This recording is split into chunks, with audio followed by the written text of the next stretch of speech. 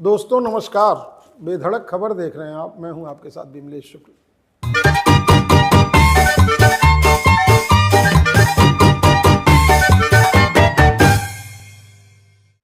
पुरानी कहावत है कि महिलाएं महिलाओं की दुश्मन होती हैं।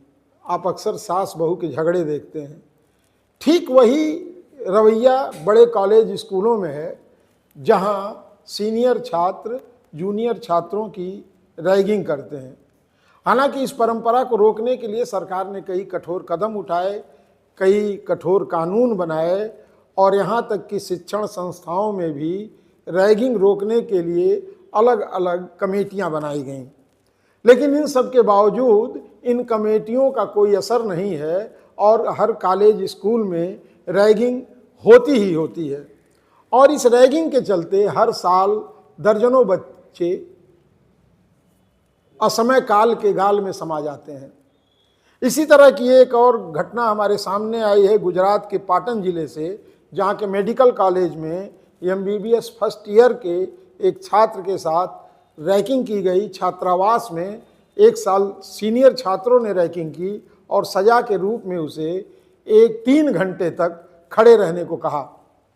18 साल का मासूम इस सदमे को बर्दाश्त नहीं कर पाया और रैगिंग के दौरान वो 1-2 घंटे के बाद ही वहीं जब उसको खड़ा होने की सज़ा दी गई तो वहीं पर वो गिर गया और बाद में उसकी दर्दनाक मौत हो गई। इस घटना के बाद कॉलेज प्रशासन ने अपनी तमाम बातों को रखा, अपनी तमाम सफाइयों को रखा। वहाँ के एडिशनल डीन अनिल वाठिया, इन्होंने स्थानीय पुलिस को इसकी सूचना दी है और सीनियर 15 छात्र और फर्स्ट ईयर के 11 छात्रों के साथ जो डीन का कहना है कि उनसे बयान लिए गए हैं, उनसे बात की गई है और इसमें जो भी आरोपी हैं उनके खिलाफ विभिन्न धाराओं में मुकदमा दर्ज कराया गया है। और वो सुसंगत धाराएं ऐसी हैं कि जो निश्चित रूप से इतनी कठोर नहीं हैं कि लोगों के लिए नज़ीर बन सकें, छात्रों के लिए नज़ीर बन सकें। तो इस तरह की घटनाएं होती रही हैं और होती रहेंगी, क्योंकि इस पर कोई कठोर कानून नहीं है। छात्रों को लगता है कि इस तरह के कमज़ोर कानून में वो बच करके आगे की पढ़ाई भी पूरी कर लेंगे और आम जनता के बीच में आ जाएंगे। तो ये एक बड़ा कठिन सवाल भी है, कठिन दौर भी है।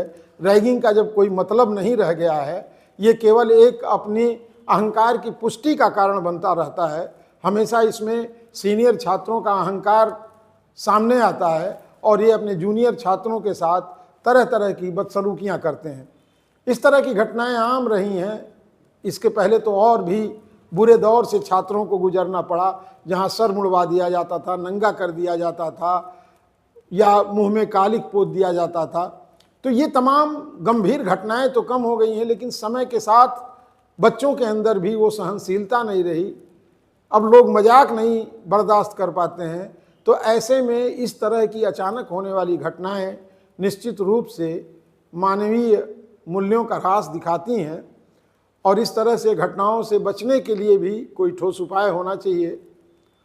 गुजरात के पाटन जिले में जो मेडिकल कॉलेज की ये घटना है, ये सभ्य समाज के सर पे एक कलंक है और इस तरह की घटनाओं से बचने के लिए अभिभावकों को भी चाहिए कि वो अपने बच्चों को नैतिक शिक्षा जरूर दें, क्योंकि अगर ऐसा नहीं हुआ तो ये और मामला गंभीर होता जाएगा। तो इस खबर में बस इतना ही। अगली खबर के साथ हमारी पुनः मुलाकात होगी, तब तक हमको अनुमति दें।